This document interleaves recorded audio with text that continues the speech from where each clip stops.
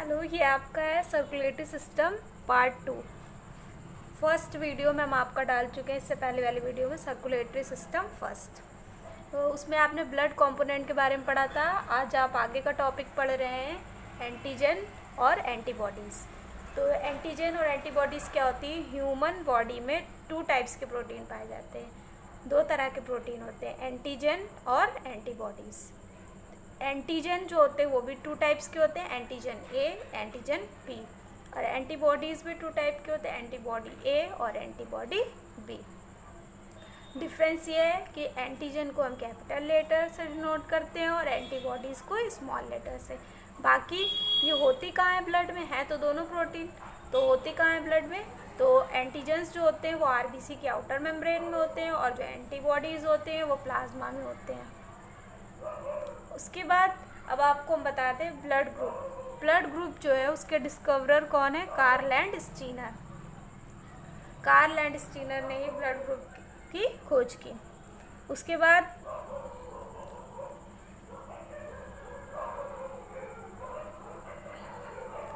इसमें blood group जो है, अगर किसी ह्यूमन का ब्लड ग्रुप ए है तो उसमें एंटीजन क्या होगा? ए, और एंटीबॉडी क्या हो जाएगा? बी। देखिए, एंटीजन कैपिटल लेटर से डिनोट किया गया और एंटीबॉडी स्मॉल लेटर से। फिर अगर किसी का ब्लड ग्रुप बी है तो एंटीजन भी बी होगा और एंटीबॉडी क्या होगा? ए। अगर किसी ह्यूमन बीइंग का ब्लड ग्रुप क्या है? ए बी, तो उसमें एंटीजन ए और बी दोनों होगा और एंटीबॉडी कोई भी नहीं होंगे। उसके बाद अगर ब्लड ग्रुप ओ है तो कोई भी एंटीजन नहीं होंगे और एंटीबॉडीज़ दोनों होंगे, ए और बी दोनों। आपको आई होप ये समझ में आ गया होगा। आगे देखते हैं। अगर हम इसको इस हिसाब से देखें पॉजिटिव और निगेटिव के आधार पर, तो ये 8 प्रकार के हो जाएंगे। ऐसे तो ये 4 प्रकार के, ए बी और ओ। तो ए पॉजिटिव, बी पॉजिटिव हो जाएगा, A positive, A negative, B positive, B negative, A B positive, A B negative, O positive, O negative. ठीक, ये बात आपको समझ में आ गई होगी। फिर उस हिसाब से अगर हम देखें तो यूनिवर्सल डोनर जो होता है वो क्या हो जाएगा? O negative. और यूनिवर्सल एक्सेप्टर क्या होता है? A positive, A B positive. Clear? उसके बाद ये पॉजिटिव और निगेटिव क्या होता है? ज़्यादातर ह्यूमन बीइंग का ब्लड ग्रुप क्या होता है? पॉजिटिव में ही होता है। कुछ ही होते हैं, 90% जो होते हैं उनका पॉजिटिव में होता है, 10% क्या होते हैं उनका निगेटिव। क्योंकि कार्ल एंड स्टीनर और वीनर दोनों 2 साइंटिस्ट थे, उन्होंने क्या किया था कि जो एक बंदर था रिसस नामक, उसमें एक स्पेशल तरह की प्रोटीन देखी थी। तो वो प्रोटीन जिसमें होती है उसका ब्लड ग्रुप पॉजिटिव होता है, जिसमें नहीं होती है उसका निगेटिव होता है।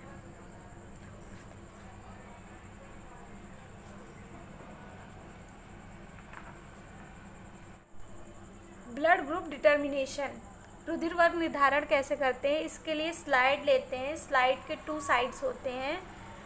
उस साइड्स पर हम एंटी सीरम ए और एंटी सीरम ए बी को रखते हैं। एक साइड पे एंटी सीरम ए को और एक साइड पे एंटी सीरम बी को। ये केमिकल्स हैं। उसके बाद क्या करते हैं, जो ह्यूमन का ब्लड होता है उस ब्लड को एक बार एंटी सीरम ए में और एक बार एंटी सीरम बी में मिक्सअप कर देते हैं। अगर ब्लड क्लॉटिंग जो है वो एंटी सीरम ए पे हुई तो ह्यूमन का ब्लड ग्रुप क्या होगा? ए। अगर ए पर ना होकर बी पर हुई केवल, तो ब्लड ग्रुप क्या होगा? बी। ऐसा हुआ कि ए में भी ब्लड क्लॉटिंग हो गई और बी में भी, तो ह्यूमन बीइंग का ब्लड ग्रुप क्या होगा? A B. और बाय चांस ऐसा हुआ कि ब्लड क्लॉटिंग किसी में भी नहीं हुई, ना एंटी सीरम ए में ना एंटी सीरम बी में, तो ब्लड ग्रुप कौन सा हो जाएगा? ओ। ये चीज़ आपको समझ में आ गई होगी। बाकी अब है आपका ब्लड बैंक। ब्लड बैंक क्या है?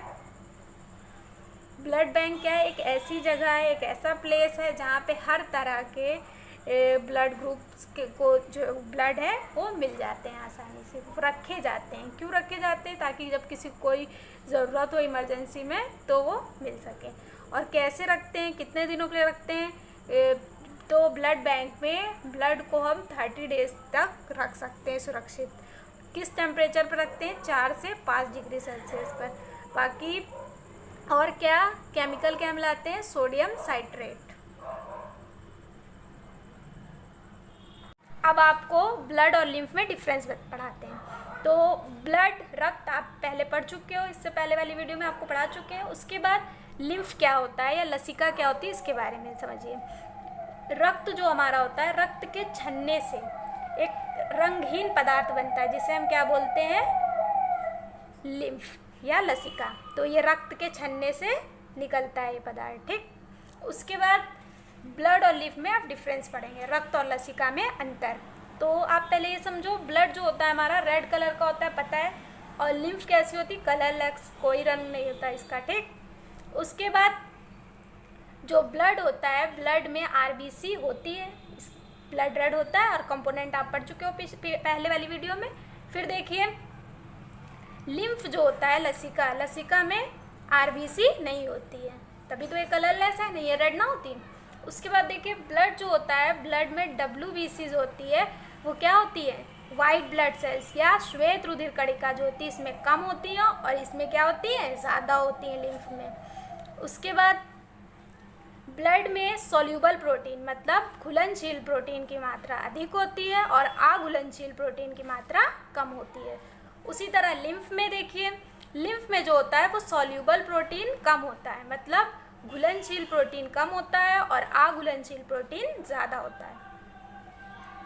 उसके बाद नेक्स्ट डिफरेंस आप देखोगे, जो ऑक्सीजन और न्यूट्रिएंट्स जो होते हैं वो ब्लड में ज़्यादा अमाउंट में पाए जाते हैं इन कंपैरिजन टू लिम्फ, जबकि जो लिम्फ होती है, लिम्फ में ऑक्सीजन और न्यूट्रिएंट्स जो होते हैं वो कम मात्रा में होते हैं। फिर ब्लड में जो होता है एक्सक्रीटरी सब्सटेंस जो होते हैं वो कम अमाउंट में होते हैं और लिम्फ में ज़्यादा होते हैं। तो आपको ये समझ में आ गया होगा। बाकी अगर आपने पिछली वीडियो नहीं देखी तो आप उसको पहले देख लीजिए। अब आगे देखिए,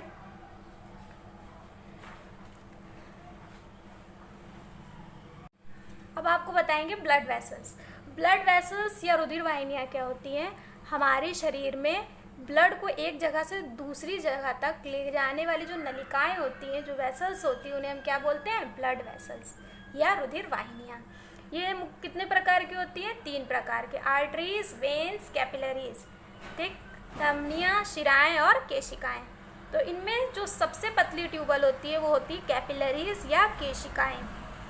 ये जो होती हैं क्या करती हैं, आर्टरीज और वेन्स को जोड़ने का काम करती है और हमारे पूरे शरीर में ये भी ब्लड ले जाती है, क्योंकि नाम ही है blood vessels, blood, nutrients and other substance को पहुंचाने का काम करती हैं।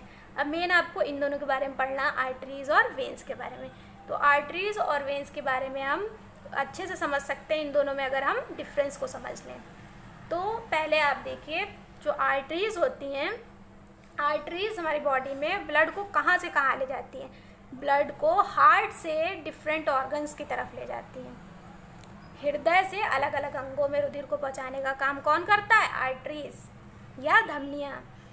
और शिरा क्या करती है, उसका जस्ट अपोजिट, ये रुधिर को अलग अलग अंगों से इकट्ठा करके हृदय में डालने का काम करती हैं, ठीक। तो ये इसमें ये कहाँ से कहाँ ले जाती है ब्लड को, हार्ट से लेके डिफरेंट ऑर्गन्स में, और ये कहाँ से कहाँ ले जाती है, डिफरेंट ऑर्गन से लेके हार्ट में, ओके। अब इसमें देखिए, जो आर्टरीज होती हैं उनमें शुद्ध रुधिर का प्रवाह होता है और ऑक्सीकृत रुधिर होता है। कैसा होता है, ऑक्सीकृत, मतलब ऑक्सीजनेटेड ब्लड होता है, ऑक्सीजन उसके अंदर प्रेजेंट होता है। उसके बाद जो वेन्स होती है उसमें अशुद्ध रुधिर का प्रवाह होता है, इम्प्योर ब्लड फ्लो होता है, और अनऑक्सीकृत रुधिर होता है, मतलब अनऑक्सीजनेटेड ब्लड होता है। तो ये क्या करते हैं, प्योर ब्लड है इसलिए इसको हृदय से ले जाके कहाँ ले जाते हैं, अलग अलग अंगों में, और वेन्स क्या करती है, अलग अलग अंगों से अशुद्ध रुधिर को इकट्ठा करके कहाँ ले जाती है, हार्ट में। फिर देखिए आगे, धमनियों की दीवार जो होती है, आर्टरीज की जो वॉल्स होती हैं वो कैसी होती है, थिक, मोटी होती है, ठीक है, रिजिड मतलब दृढ़, मजबूत और मस्कुलर होती हैं। उसके बाद जो वेन्स होती हैं, वेन्स की दीवार कैसी होती है, पतली होती है। कैसी होती हैं, पतली होती हैं। उसके बाद जो धमनी होती है, धमनी या आर्टरीज, वो हमारी त्वचा के अंदर समीप नहीं होती है, कहाँ होती है, गहराई में होती है, जबकि जो वेन्स होती है वो हमारी त्वचा के समीप होती हैं, ठीक। उसके बाद कलर के बारे में आएंगे हम। कलर जो होता है, कलर देखिए इसमें रेड कलर की होता है ब्लड। इसमें कैसा ब्लड होता है? रेड कलर का। जबकि जो वेन्स होती है उसमें ब्लूइश कलर ब्लड होता है। ओके, उसके बाद आगे देखोगे जो आर्टरीज होती हैं उनमें वॉल्स नहीं होते, कपाट नहीं होते।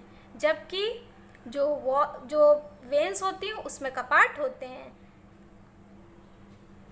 अब आगे जो आर्टरीज होती हैं, आर्टरीज में ल्यूमेन या गुहा सक्रिय होती है, मतलब ज़्यादा चौड़ाई नहीं होती, उसमें छोटी पतली होती है। उसके बाद जो ल्यूमेन होती है उसकी, वेन्स की, वो कैसी होती है? वाइड, चौड़ी होती है, मतलब जगह, खाली जगह। ल्यूमेन या गुहा किस में होती है? जो ट्यूबुलर स्ट्रक्चर होता है हमारी बॉडी में, ये सब जो ब्लड को पहुंचाती है, जैसे ये आर्टरीज हैं, वेन्स हैं, कैपिलरीज हैं, इन सब में ल्यूमेन होती है। ल्यूमेन का मतलब होता है स्पेस, ओपनिंग, जिससे रुधिर बहकर जा सके। तो इसमें ये नैरो होती है और इसमें कैसी होती है? वाइड। ओके, अब आगे देखिए,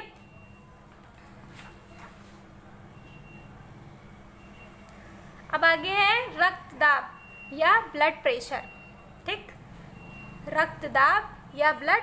अब आगे इसमें देखेंगे रक्तदाब या ब्लड प्रेशर। तो नाम से समझिए, देखिए रक्तदाब मतलब रक्त के द्वारा लगाया गया दाब। अब किस पर लगता है? किस पर लगाया जाता है? ब्लड वेसल्स पर। अभी जो आप पीछे पढ़ चुके हो, धमनी, शिरा, केशिका, लेकिन स्पेशली किस पे लगता है? धमनियों पे, आर्टरीज के वॉल्स पे। ठीक है, तो जो प्रेशर होता है किस पर लगाया जाता है? ब्लड वेसल्स पे। ब्लड वेसल्स में मेनली किस पे? धमनी या आर्टरीज पे। ओके, इस दाब को क्या बोलते हैं? रक्तदाब। रक्त के द्वारा धमनियों की दीवारों पर लगाया गया दाब क्या कहलाता है? रक्तदाब। The pressure exerted by blood to the arteries specially. Okay, आगे बाकी किसी पे भी लगा सकते, और ब्लड वेसल्स पे भी लगता है प्रेशर, लेकिन मेनली किस पे लगता है? आर्टरीज या धमनियों पर। उसके बाद जो नॉर्मल बीपी होता है ह्यूमन बीइंग का, वो कितना होता है? 120/80 mmHg। mmHg millimetres of mercury. Okay, उसके बाद जो ब्लड प्रेशर होता है उसमें देखिए दो तरह के दाब होते हैं इसमें।